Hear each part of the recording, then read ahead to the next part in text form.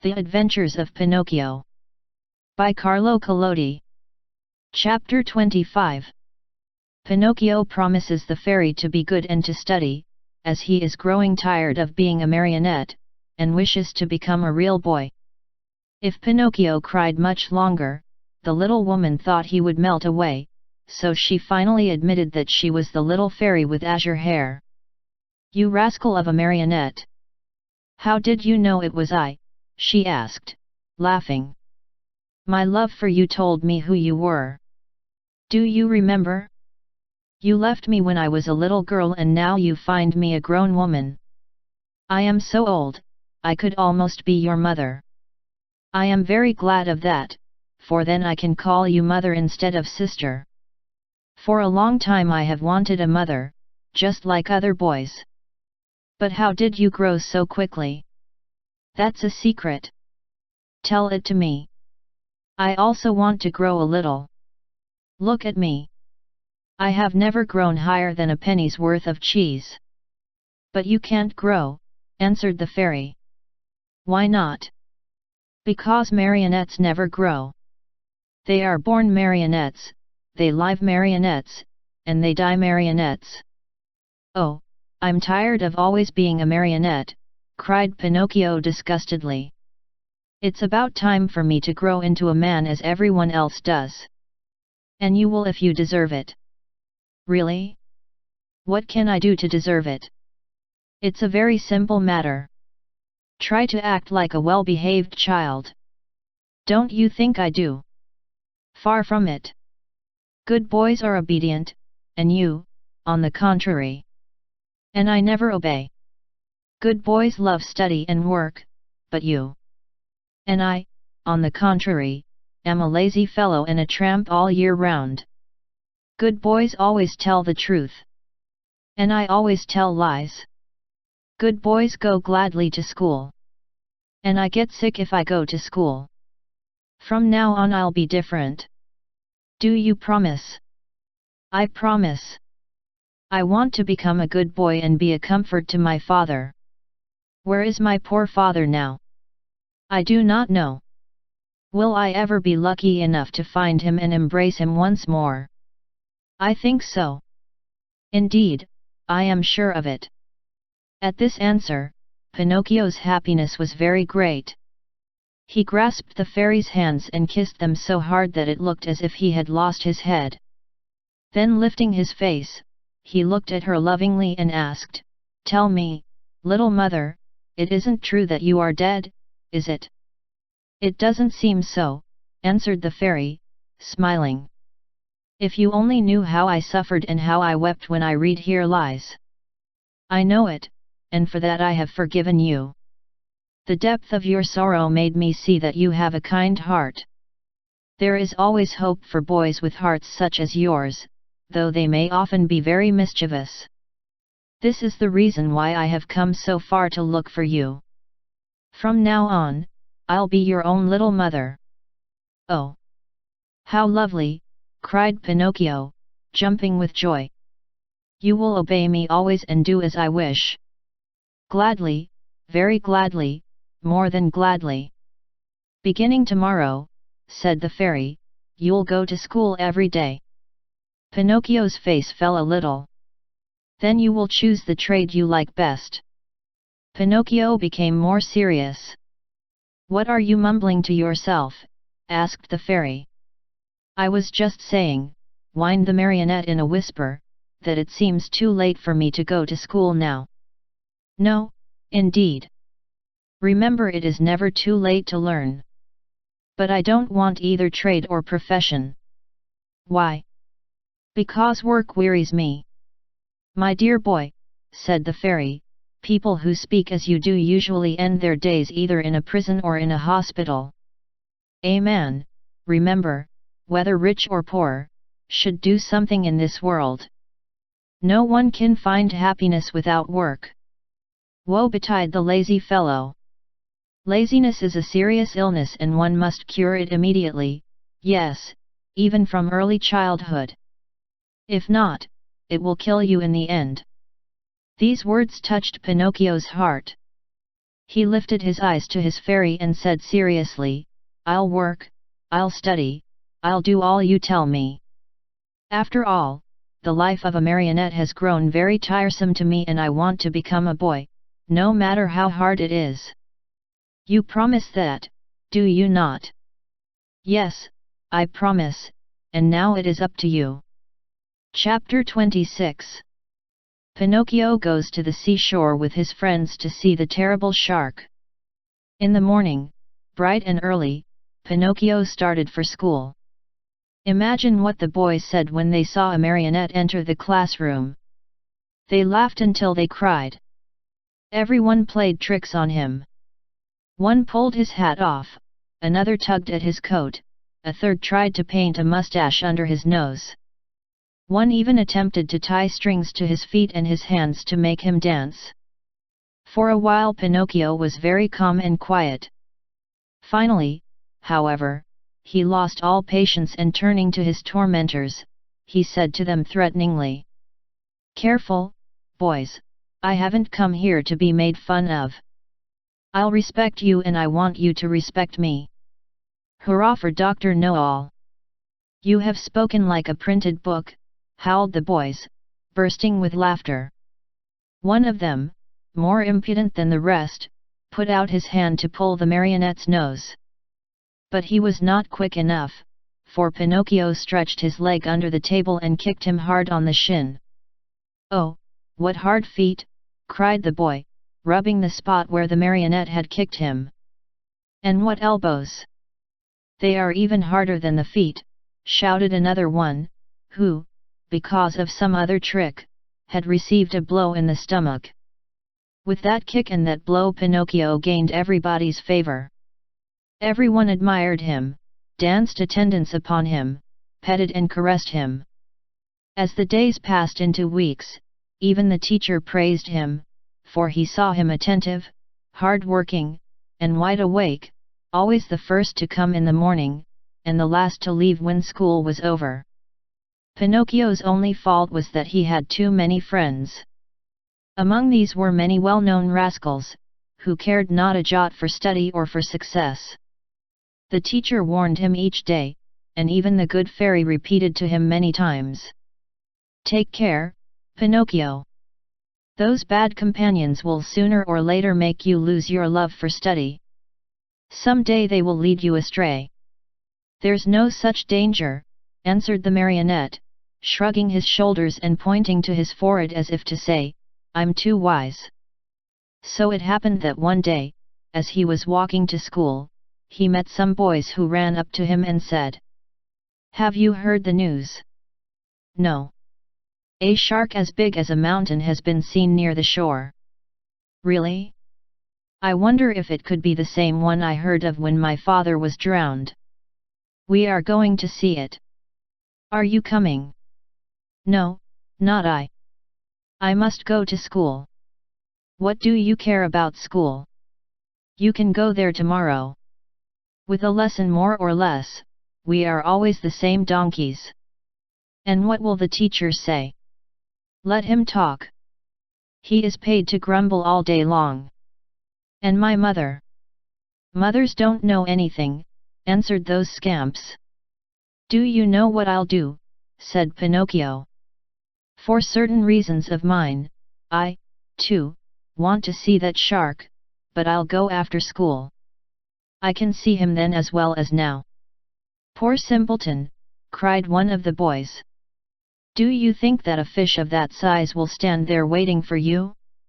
He turns and off he goes, and no one will ever be the wiser." "How long does it take from here to the shore?" asked the marionette. 1 hour there and back." "Very well, then. Let's see who gets there first," cried Pinocchio. At the signal, the little troop, with books under their arms, dashed across the fields. Pinocchio led the way, running as if on wings, the others following as fast as they could. Now and again, he looked back and, seeing his followers hot and tired, and with tongues hanging out, he laughed out heartily. "Unhappy boy! If he had only known then the dreadful things that were to happen to him on account of his disobedience. Chapter 27. The Great Battle between Pinocchio and his playmates. One is wounded. Pinocchio is arrested. Going like the wind, Pinocchio took but a very short time to reach the shore. He glanced all about him, but there was no sign of a shark. The sea was as smooth as glass. "Hey there, boys! Where's that shark?" he asked, turning to his playmates. "He may have gone for his breakfast," said one of them, laughing. "Or, perhaps, he went to bed for a little nap," said another, laughing also. From the answers and the laughter which followed them, Pinocchio understood that the boys had played a trick on him. "What now?" he said angrily to them. "What's the joke?" "Oh, the joke's on you," cried his tormentors, laughing more heartily than ever, and dancing gaily around the marionette. "And that is that we have made you stay out of school to come with us. Aren't you ashamed of being such a goody-goody, and of studying so hard? You never have a bit of enjoyment. And what is it to you, if I do study? What does the teacher think of us, you mean? Why, don't you see? If you study and we don't, we pay for it. After all, it's only fair to look out for ourselves. What do you want me to do? Hate school and books and teachers, as we all do? They are your worst enemies, you know, and they like to make you as unhappy as they can. And if I go on studying, what will you do to me? You'll pay for it." "Really, you amuse me," answered the marionette, nodding his head. "Hey, Pinocchio," cried the tallest of them all, "that will do. We are tired of hearing you bragging about yourself, you little turkey cock. You may not be afraid of us, but remember we are not afraid of you, either. You are alone, you know, and we are 7. "Like the 7 sins," said Pinocchio, still laughing. "Did you hear that? He has insulted us all. He has called us sins. Pinocchio, apologize for that, or look out." "Cuckoo," said the marionette, mocking them with his thumb to his nose. "You'll be sorry. Cuckoo. We'll whip you soundly. Cuckoo. You'll go home with a broken nose. Cuckoo. Very well, then. Take that, and keep it for your supper," called out the boldest of his tormentors. And with the words, he gave Pinocchio a terrible blow on the head. Pinocchio answered with another blow, and that was the signal for the beginning of the fray. In a few moments, the fight raged hot and heavy on both sides. Pinocchio, although alone, defended himself bravely. With those 2 wooden feet of his, he worked so fast that his opponents kept at a respectful distance. Wherever they landed, they left their painful mark and the boys could only run away and howl. Enraged at not being able to fight the marionette at close quarters, they started to throw all kinds of books at him. Readers, geographies, histories, grammars flew in all directions. But Pinocchio was keen of eye and swift of movement, and the books only passed over his head, landed in the sea, and disappeared. The fish, thinking they might be good to eat, came to the top of the water in great numbers. Some took a nibble, some took a bite, but no sooner had they tasted a page or 2, than they spat them out with a wry face, as if to say, "What a horrid taste! Our own food is so much better." Meanwhile, the battle waxed more and more furious.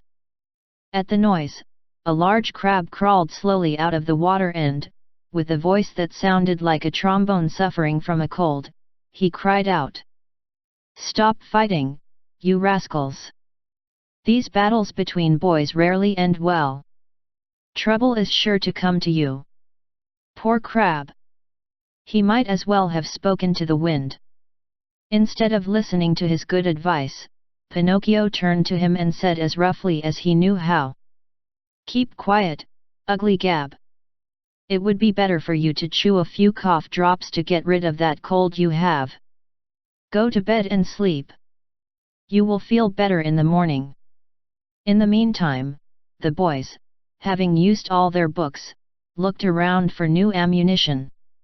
Seeing Pinocchio's bundle lying idle nearby, they somehow managed to get hold of it. One of the books was a very large volume, an arithmetic text, heavily bound in leather. It was Pinocchio's pride. Among all his books, he liked that one the best.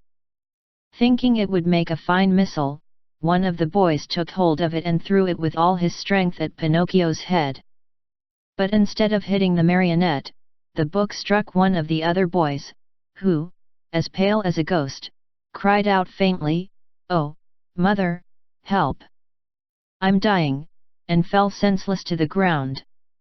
At the sight of that pale little corpse, the boys were so frightened that they turned tail and ran. In a few moments, all had disappeared. All except Pinocchio. Although scared to death by the horror of what had been done, he ran to the sea and soaked his handkerchief in the cool water and with it bathed the head of his poor little schoolmate. Sobbing bitterly, he called to him, saying, "Eugene! My poor Eugene! Open your eyes and look at me. Why don't you answer? I was not the one who hit you, you know. Believe me, I didn't do it.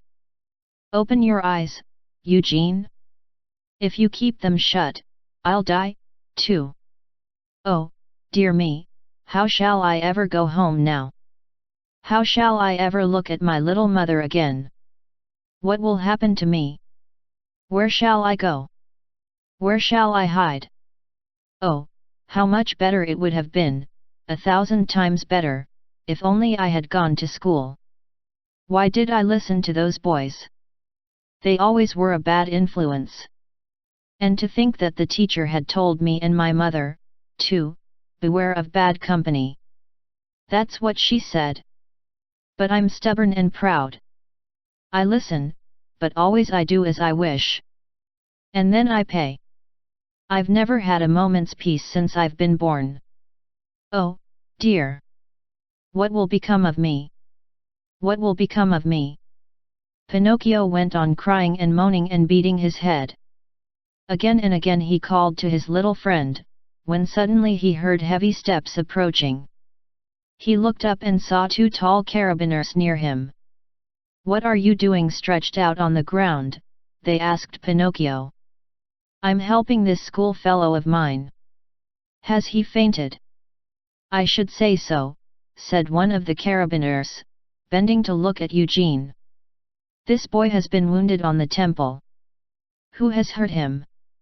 "Not I," stammered the marionette, who had hardly a breath left in his whole body. "If it wasn't you, who was it, then?" "Not I," repeated Pinocchio. "And with what was he wounded?" "With this book," and the marionette picked up the arithmetic text to show it to the officer. "And whose book is this?" "Mine." "Enough. Not another word. Get up as quickly as you can and come along with us." "But I..." "Come with us." "But I am innocent." "Come with us." Before starting out, the officers called out to several fishermen passing by in a boat and said to them, "Take care of this little fellow who has been hurt. Take him home and bind his wounds.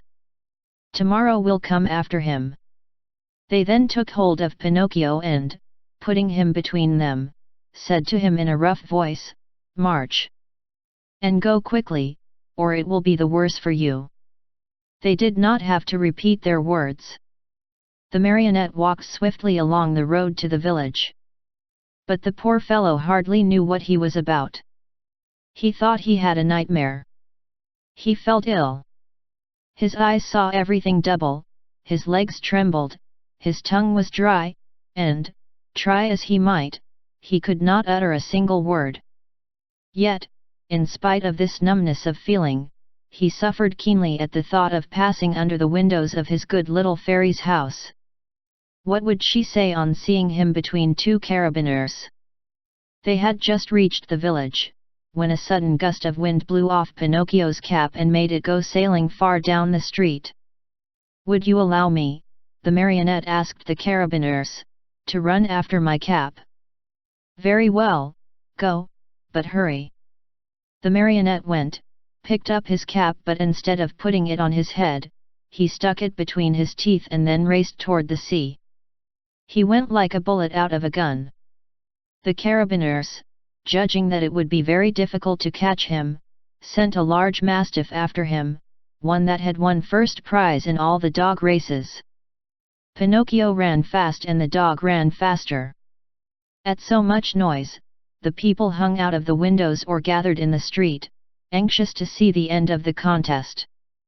But they were disappointed, for the dog and Pinocchio raised so much dust on the road that, after a few moments, it was impossible to see them.